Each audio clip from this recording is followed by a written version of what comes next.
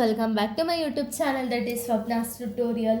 So ನೀವೇನೇ ನನ್ನ ಚಾನಲ್ಗೆ ಸಬ್ಸ್ಕ್ರೈಬ್ ಆಗಿಲ್ಲ ಅಂದರೆ ಪ್ಲೀಸ್ ಸಬ್ಸ್ಕ್ರೈಬ್ ಆಗಿ, ವೀಡಿಯೋಸ್ ಲೈಕ್ ಮಾಡಿ, ಶೇರ್ ಮಾಡಿ, ಹಾಗೆ ಕಮೆಂಟ್ ಮಾಡಿ. ಸೊ ಇವತ್ತು ನಾನು ಮಾಡ್ತಿರೋ ಸಬ್ಜೆಕ್ಟ್ ಯಾವುದು ಅಂದರೆ 6th BComನ IM ಸಬ್ಜೆಕ್ಟ್ನ ಎಕ್ಸ್ಪ್ಲೈನ್ ಮಾಡ್ತಿದ್ದೀನಿ, ಇನ್ವೆಸ್ಟ್ಮೆಂಟ್ ಮ್ಯಾನೇಜ್ಮೆಂಟ್.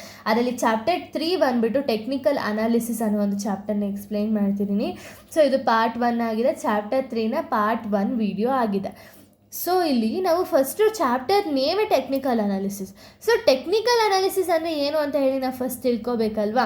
ಸೊ ಅದಕ್ಕೆ ಫಸ್ಟು ಟೆಕ್ನಿಕಲ್ ಅನಾಲಿಸಿಸ್ ಅಂದರೆ ಏನು ಅಂದರೆ, it is the forecasting of future price movements based on on examination of past price movements. ಅಂದರೆ ಇಲ್ಲಿ ಏನಾಗುತ್ತೆ ಅಂದರೆ ಫ್ಯೂಚರ್ ವ್ಯಾಲ್ಯೂ ಏನಿದೆ ಅಂದರೆ ಫ್ಯೂಚರ್, ಇವಾಗ ಒಂದು ಶೇರ್ನ ನಾವು ಪರ್ಚೇಸ್ ಮಾಡ್ತೀವಿ ಅಂದ್ಕೊಳ್ಳಿ, ಆ ಶೇರ್ ಫ್ಯೂಚರ್ ವ್ಯಾಲ್ಯೂ ಏನಿತ್ತು, ಪಾಸ್ಟ್ ವ್ಯಾಲ್ಯೂ ಏನಿದೆ, ಹಿಂದೆ ಏನು ವ್ಯಾಲ್ಯೂ ಇತ್ತು ಒಂದು ಶೇರ್ಗೆ, ಚೆನ್ನಾಗಿದೆಯಾ ಅಥವಾ ಇನ್ಕ್ರೀಸ್ ಆಗ್ತಿದೆಯಾ ಅಥವಾ ಡಿಕ್ರೀಸ್ ಆಗ್ತಿದೆಯಾ ಶೇರ್ ವ್ಯಾಲ್ಯೂ ಅಂತ ಹೇಳಿ ನೋಡಿಕೊಂಡು ಆ ಶೇರ್ನ ಪರ್ಚೇಸ್ ಮಾಡ್ತೀವಿ. ಯಾಕೆ? ಅದು ಫ್ಯೂಚರಲ್ಲಿ ಹೆಲ್ಪ್ ಆಗುತ್ತೆ ಅನ್ನೋ ರೀಸನ್ಗೆ ಆ ಶೇರ್ ಅನ್ನೋದನ್ನ ಪರ್ಚೇಸ್ ಮಾಡ್ತೀವಿ ಅಲ್ವಾ. ಅದೇ ರೀತಿ ಇಲ್ಲಿ ಟೆಕ್ನಿಕಲ್ ಅನಾಲಿಸಿಸ್ ಅಂದರೆ ಏನು ಅಂದರೆ, ಫ್ಯೂಚರ್ ಪ್ರೈಸ್ನ ಪಾಸ್ಟ್ ಪ್ರೈಸ್ ಮೂಮೆಂಟಿಂದ ಡಿಸೈಡ್ ಮಾಡಿದರೆ ಅದನ್ನು ನಾವು ಟೆಕ್ನಿಕಲ್ ಅನಾಲಿಸಿಸ್ ಅಂತ ಹೇಳಿ ಕರಿತೀವಿ. ಸೊ ಇಲ್ಲಿ ಟೆಕ್ನಿಕಲ್ ಅನಾಲಿಸಿಸಲ್ಲಿ ಸ್ವಲ್ಪ ಅಸಂಪ್ಷನ್ಸ್ ಇದೆ. ಏನು ಅಂದರೆ assumptions of technical analysis. So first point ಬಂದು the market price determine the demand and supply. So ಇವಾಗ ಮಾರ್ಕೆಟ್ ಪ್ರೈಸ್, ಇವಾಗ ಈ ಒಂದು ಪೆನ್ಗೆ ಒಂದು ಮಾರ್ಕೆಟ್ ಪ್ರೈಸ್ ಏನಿದೆ ಅಂದರೆ, ಸೊ ಇದು ಇವಾಗ ತುಂಬ ಜನ ಅಂದರೆ ತುಂಬ ಸ್ಟೂಡೆಂಟ್ಸ್ ಇದಕ್ಕೆ ಡಿಮ್ಯಾಂಡ್ ಹಾಕ್ತಿದ್ದಾರೆ. ಸೊ ಇದೇ ಪೆನ್ ಅಂದರೆ ಈ ಒಂದು ಕಂಪ್ನಿ ಡಾಮ್ಸ್ ಕಂಪ್ನಿ ಪೆನ್ನೇ ನಮಗೆ ಬೇಕು ಅಂತ ತುಂಬ ಜನ ಡಿಮ್ಯಾಂಡ್ ಮಾಡ್ತಿದ್ದಾರೆ ಅಂದರೆ, ಅವಾಗ ಏನಾಗುತ್ತೆ ಅಂದರೆ ಇದ್ರ ವ್ಯಾಲ್ಯೂ ಅಂದರೆ ಈ ಪೆನ್ ವ್ಯಾಲ್ಯೂ ಏನಾಗುತ್ತೆ ಅಂದರೆ ಇನ್ಕ್ರೀಸ್ ಆಗುತ್ತೆ. ಅಕಸ್ಮಾತ್ ಈ ಪೆನ್ ವ್ಯಾಲ್ಯೂ ಡಿಕ್ರೀಸ್ ಆಯಿತಾ ಅಥವಾ ಬೇರೆ ಒಂದು ಪೆನ್ ವ್ಯಾಲ್ಯೂ ಅಂದರೆ ಬೇರೆ ಕಂಪ್ನಿ ಪೆನ್ ವ್ಯಾಲ್ಯೂ ಏನಾದ್ರು ಡಿಮ್ಯಾಂಡ್ ಇನ್ಕ್ರೀಸ್ ಆಯಿತು ಅಂದರೆ ಈ ಒಂದು ಪೆನ್ ವ್ಯಾಲ್ಯೂ ಡಿಮ್ಯಾಂಡ್ ಏನಾಗುತ್ತೆ ಅಂದರೆ ಡಿಕ್ರೀಸ್ ಆಗುತ್ತೆ. ಅದಕ್ಕೆ market price of the product ಯಾವಾಗಲೂ ಯಾವುದ್ರ ಮೇಲೆ ಡಿಪೆಂಡ್ ಆಗುತ್ತೆ ಅಂದರೆ ಡಿಮ್ಯಾಂಡ್ ಆ್ಯಂಡ್ ಸಪ್ಲೈ ಬೇಸಿಸ್ ಮೇಲೆ ಒಂದು ಮಾರ್ಕೆಟ್ ವ್ಯಾಲ್ಯೂ ಅನ್ನೋದು ಡಿಪೆಂಡ್ ಆಗುತ್ತೆ. ಓಕೆನಾ. Next share price exhibit trends either upward or downward. Share price ಯಾವಾಗಲೂ ನಮಗೆ ಸ್ಟಾಕ್ ಎಕ್ಸ್ಚೇಂಜಲ್ಲಿ ಯಾವ ರೀತಿ ಕೊಡ್ತಾರೆ ಅಂದರೆ ಅಪ್ವರ್ಡ್ ಡೈರೆಕ್ಷನಲ್ಲಿರುತ್ತೆ ಅಥವಾ ಡೌನ್ವರ್ಡ್ ಡೈರೆಕ್ಷನಲ್ಲಿರುತ್ತೆ ಶೇರ್ ವ್ಯಾಲ್ಯೂ ಯಾವಾಗಲೂ, ಅಥವಾ ಶೇರ್ ಟ್ರೆಂಡ್ಸ್ ಯಾವಾಗಲೂ ಅಪ್ವರ್ಡ್ ಅಥವಾ ಡೌನ್ವರ್ಡ್ ಡೈರೆಕ್ಷನಲ್ಲೇ ನಮಗೆ ಗೊತ್ತಾಗುತ್ತೆ. ಓಕೆನಾ. ಇನ್ನು ನೆಕ್ಸ್ಟ್ ಬಂದುಬಿಟ್ಟು current trends are influence by past trends. So current trends ಏನಿದೆ ಅದು ಯಾವಾಗಲೂ ಪಾಸ್ಟ್ ಟ್ರೆಂಡ್ ಏನಿದೆ ಅದ್ರ ಮೇಲೆ ಡಿಪೆಂಡ್ ಆಗುತ್ತೆ ಅಂತ ಹೇಳಿ ಹೇಳ್ತಿದ್ದಾರೆ. ಓಕೆನಾ.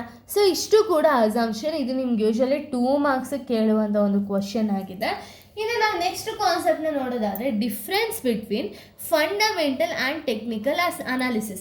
ಸೊ ಫಂಡಮೆಂಟಲು ಮತ್ತು ಟೆಕ್ನಿಕಲ್ ಅನಾಲಿಸಿಸ್ಗೂ ಡಿಫ್ರೆಂಟ್ ಏನಿದೆ ಅಥವಾ ಡಿಫ್ರೆನ್ಸ್ ಏನಿದೆ ಅಂದರೆ, ಇವಾಗ fundamental analysis and technical analysis different ಬಂದು first one, fundamental analysis is more suitable for investing.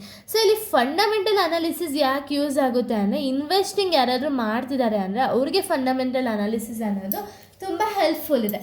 ಅದೇ ರೀತಿ ಟೆಕ್ನಿಕಲ್ ಅನಾಲಿಸಿಸ್ ಅನ್ನೋದು ಸೂಟೇಬಲ್ ಫಾರ್ ಟ್ರೇಡಿಂಗ್ ಪರ್ಪಸ್. ಇಲ್ಲಿ ಇನ್ವೆಸ್ಟಿಂಗ್ ಪರ್ಪಸ್ಗೆ ಏನಾದ್ರು ಹೆಲ್ಪ್ ಆದರೆ ಈ ಒಂದು ಟೆಕ್ನಿಕಲ್ ಅನಾಲಿಸಿಸ್ ಅನ್ನೋದು ಟ್ರೇಡಿಂಗ್ ಪರ್ಪಸ್ಗೆ ಹೆಲ್ಪ್ ಆಗುತ್ತೆ. ಓಕೆನಾ. Next fundamental analysis is mostly used by long term investment. So fundamental investors ಅಥವಾ ಫಂಡಮೆಂಟಲ್ ಅನಾಲಿಸಿಸ್ ಅನ್ನೋದು ಲಾಂಗ್ ಟರ್ಮ್ ಆಗಿ ಯಾರಾದರೂ ಇನ್ವೆಸ್ಟ್ಮೆಂಟ್ ಮಾಡಬೇಕು ಅಂತ ಅಂದ್ಕೊಂಡಿರೋರಿಗೆ suitable. But technical analysis is mainly used by traders. So ಇಲ್ಲಿ ಟೆಕ್ನಿಕಲ್ ಅನಾಲಿಸಿಸ್ ಅನ್ನೋದು ಯಾರು ಯೂಸ್ ಮಾಡ್ತಾರೆ ಅಂದರೆ ಟ್ರೇಡರ್ಸ್ ಆದವರು ಟೆಕ್ನಿಕಲ್ ಅನಾಲಿಸಿಸ್ನ ಯೂಸ್ ಮಾಡ್ತಾ ಹೋಗ್ತಾರೆ. ಓಕೆನಾ. Next fundamental analysis is and qualitative analysis. So ಇದನ್ನು ನಾವು ಕ್ವಾಲಿಟೇಟಿವ್ ಅನಾಲಿಸಿಸ್ ಅಂತೀವಿ, ಟೆಕ್ನಿಕಲ್ ಅನಾಲಿಸಿಸ್ನ ಕ್ವಾಂಟಿಟೇಟಿವ್ ಅನಾಲಿಸಿಸ್ ಅಂತ ಹೇಳಿ ನಾವು ಕರಿತೀವಿ. ಓಕೆನಾ.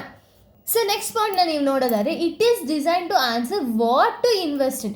ಸೊ ಇಲ್ಲಿ ನಿಮ್ಗೆ ಏನು ಗೊತ್ತಾಗುತ್ತೆ ಅಂದರೆ ಫಂಡಮೆಂಟಲ್ ಅನಾಲಿಸಿಸಿಂದ ಏನು ಗೊತ್ತಾಗುತ್ತೆ ಅಂದರೆ ಯಾವುದ್ರ ಮೇಲೆ ನಾವು ಇನ್ವೆಸ್ಟ್ಮೆಂಟ್ ಮಾಡಬೇಕು ಅನ್ನೋದನ್ನ ನಮ್ಗೆ ಗೊತ್ತಾಗುತ್ತೆ. ಬಟ್ ಟೆಕ್ನಿಕಲ್ ಅನಾಲಿಸಿಸಲ್ಲಿ ನಮ್ಗೆ ಏನು ಗೊತ್ತಾಗುತ್ತೆ ಅಂದರೆ ವೆನ್ ಟು ಇನ್ವೆಸ್ಟ್. ಇವಾಗ ಏನು ಇನ್ವೆಸ್ಟ್ಮೆಂಟ್ ಮಾಡಬೇಕು, ಯಾವುದ್ರ ಮೇಲೆ ಅಂತ ಇನ್ವೆಸ್ಟ್ಮೆಂಟ್ ಮಾಡಬೇಕು ಅಂದರೆ ಫಂಡಮೆಂಟಲ್ ಅನಾಲಿಸಿಸ್ ಹೇಳಿದ್ರೆ ಇದ್ರ ಮೇಲೆ ಇನ್ವೆಸ್ಟ್ ಮಾಡ್ತಿದ್ದೀರಾ ಅಂದ್ಕೊಳ್ಳಿ. ಈಗ ಎಕ್ಸಾಂಪಲ್ ಈ ಪೆನ್ ಮೇಲೆ ನೀವು ಇನ್ವೆಸ್ಟ್ ಮಾಡ್ತಿದ್ದೀರಾ, ಈ ಪೆನ್ ಮೇಲೆ ಇನ್ವೆಸ್ಟ್ಮೆಂಟ್ ಮಾಡಬೇಕಾದ್ರೆ ಯಾವ ಟೈಮಲ್ಲಿ ಇನ್ವೆಸ್ಟ್ಮೆಂಟ್ ಮಾಡಬೇಕು, ಅಂದರೆ ಯಾವ ಟೈಮಲ್ಲಿ ಇನ್ವೆಸ್ಟ್ಮೆಂಟ್ ಮಾಡಬೇಕು ಅನ್ನೋದನ್ನ ಟೆಕ್ನಿಕಲ್ ಅನಾಲಿಸಿಸ್ ಹೇಳುತ್ತೆ. Next it is used for finding out whether the assets is over price ಅಥವಾ ಅಂಡರ್ ಪ್ರೈಸ್. ಅಂದರೆ ಸೊ ಇಲ್ಲಿ ನನಗೆ ಫಂಡಮೆಂಟಲ್ ಅನಾಲಿಸಿಸಿಂದ ಏನು ಗೊತ್ತಾಗುತ್ತೆ ಅಂದರೆ ಅಸೆಟ್ ವ್ಯಾಲ್ಯೂ ಇನ್ಕ್ರೀಸ್ ಆಗಿದೆಯಾ ಡಿಕ್ರೀಸ್ ಆಗಿದೆಯಾ ಅಂತ ಹೇಳಿ ಗೊತ್ತಾಗುತ್ತೆ. ಬಟ್ ಟೆಕ್ನಿಕಲ್ ಅನಾಲಿಸಿಸ್ ಏನಕ್ಕೆ ಯೂಸ್ ಮಾಡ್ತಾರೆ ಅಂದರೆ find out right time to entry and exit. So ಯಾವೊಂದು ರೈಟ್ ಟೈಮು ಎಂಟರ್ ಆಗೋಕ್ಕೆ ಮಾರ್ಕೆಟ್ಗೆ ಆ್ಯಂಡ್ ಎಕ್ಸಿಟ್ ಆಗೋಕ್ಕೆ ಅನ್ನೋದನ್ನ ಹೇಳುತ್ತೆ. ಓಕೆನಾ.